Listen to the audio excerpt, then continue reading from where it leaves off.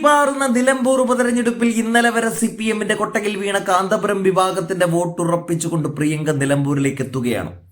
ഇവിടെ അൻവർ വിഷയത്തിൽ ലീഗ് രണ്ടു തട്ടിലാണ് എന്നും ലീഗിന്റെ ഒരു വിഭാഗത്തിന്റെ വോട്ട് ആര്യാടൻ ഷൗക്കത്തിന് കിട്ടില്ല എന്ന് തുടങ്ങി പല തരത്തിൽ വാർത്തകൾ പരക്കുന്നതിനിടയിലാണ് പ്രിയങ്ക എല്ലാ വോട്ടും ഉറപ്പിക്കാനായി നിലമ്പൂരിലെത്തുന്നത്. കേരളത്തിലെ മുസ്ലിം സമുദായത്തിൽ EK സുന്നി വിഭാഗവും AP സുന്നി വിഭാഗവും അതിൽ പിണറായി വിജയനും CPM-ഉം കാലങ്ങളായി താങ്ങും തണലുമായി നിന്ന മുസ്ലിം വിഭാഗമാണ് AP കാന്തപുരം വിഭാഗം. മലബാറിലെ ഒട്ടുമിക്ക മണ്ഡലങ്ങളിലും ഒരു പാർട്ടിയെ തോൽപ്പിക്കാനും ജയിപ്പിക്കാനും കഴിയുന്ന വോട്ടുകൾ അവർക്കുണ്ട്. അതുകൊണ്ട് തന്നെ തുടർ ഭരണത്തിനടക്കം അത് വലിയ സഹായകമായി എന്ന് ഒരു സംശയവുമില്ലാത്ത കാര്യമാണ്. എന്നാൽ AP വിഭാഗത്തിന് വലിയ സ്വാധീനമുള്ള നിലമ്പൂരിൽ നിന്ന് തന്നെ അവർ CPM-നെ കൈവിട്ടു തുടങ്ങുന്നു എന്നവർ സൂചന നൽകി കഴിഞ്ഞു. വർഗീയ വിഷം ചീറ്റുന്ന CPM-നെ ഇനിയും ചുമന്നു നടക്കാൻ ഞങ്ങൾക്കാവില്ല എന്നാണ് AP വിഭാഗം പ്രഖ്യാപിച്ചിരിക്കുന്നത്. CPM-ന്റെ RSS അനുകൂല നിലപാടിനെതിരെ ആഞ്ഞടിച്ച് കാന്തപുരം വിഭാഗം സുന്നി നേതാവ് മുഹമ്മദ് അലി കിനാലൂർ രംഗത്തു വന്നത് സ്വന്തം ഇഷ്ടപ്രകാരമല്ല.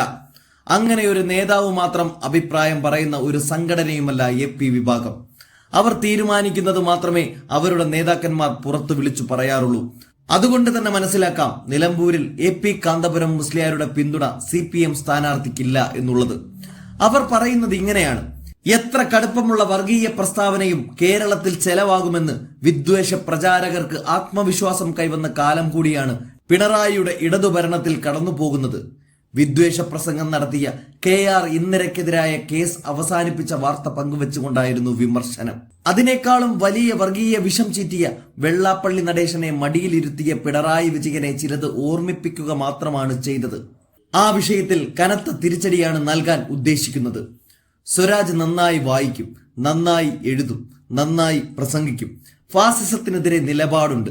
സയനിസത്തിനും സാമ്രാജ്യത്വത്തിനുമെതിരെ സംസാരിച്ചിട്ടുണ്ട്. പൂക്കളെക്കുറിച്ച് പുസ്തകമുണ്ട്. രാഷ്ട്രീയ വ്യക്തതയുടെ ഭാഗമായി ജാതിവാൽ മുറിച്ചു കളഞ്ഞിട്ടുണ്ട്.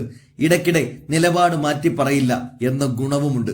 പക്ഷേ അദ്ദേഹത്തിന്റെ പാർട്ടി നയിക്കുന്ന ഭരണകൂടം തെറ്റായ ദിശയിലാണ് പോയിക്കഴിഞ്ഞിരിക്കുന്നത്.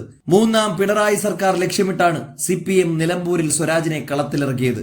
ഒരിക്കൽ കൂടി LDF-ന് തുടർഭരണം കിട്ടിയാൽ അത് കേരളത്തിന്റെ മതേതരത്വത്തിന് ആഴത്തിൽ മുറിവേൽപ്പിക്കും എന്നാണ് കാന്തപുരം വിഭാഗം നേതാവ് പറഞ്ഞിരിക്കുന്നത്. ഇതിനപ്പുറം വ്യക്തത വരുത്താനുമില്ല.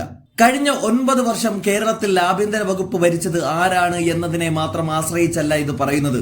BJP രാഷ്ട്രീയമായി വലിയ വളർച്ച കൈവരിച്ച 9 വർഷങ്ങളാണ് കടന്നുപോയത്.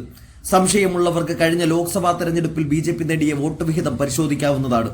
എത്ര കടുപ്പമുള്ള വർഗീയ പ്രസ്താവനയും കേരളത്തിൽ ചിലവാകുമെന്ന് വിദ്വേഷ പ്രചാരകർക്ക് ആത്മവിശ്വാസം കൈവന്ന കാലം കൂടിയാണ് കടന്നു പോകുന്നത്.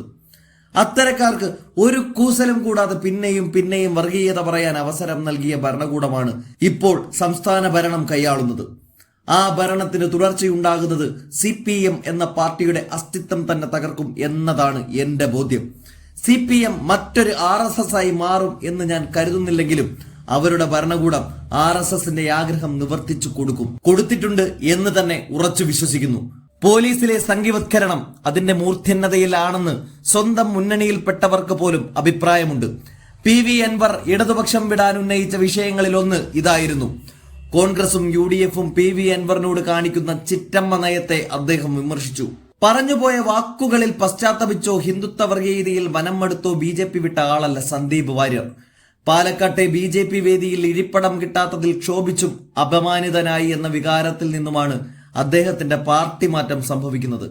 സന്ദീപ് വാര്യരെ സ്വീകരിക്കാൻ ഒരു മടിയും കാണിക്കാതെ അയാൾ പൂർവ്വകാല ഹിംസാത്മകത പ്രസ്താവനകൾ പരസ്യമായി തിരുത്തണം എന്നാവശ്യപ്പെടാതിരുന്ന കോൺഗ്രസ് ആണ് പറയുന്നത് അൻവറിനെ മുന്നണിയിൽ എടുക്കണമെങ്കിൽ സ്ഥാനാർത്ഥിക്കെതിരെ പറഞ്ഞത് തിരുത്തണമെന്ന്. അക്കാരണം പറഞ്ഞ് അൻവറിന് മുന്നിൽ വാതിൽ കൊട്ടിയടയ്ക്കുന്നത്.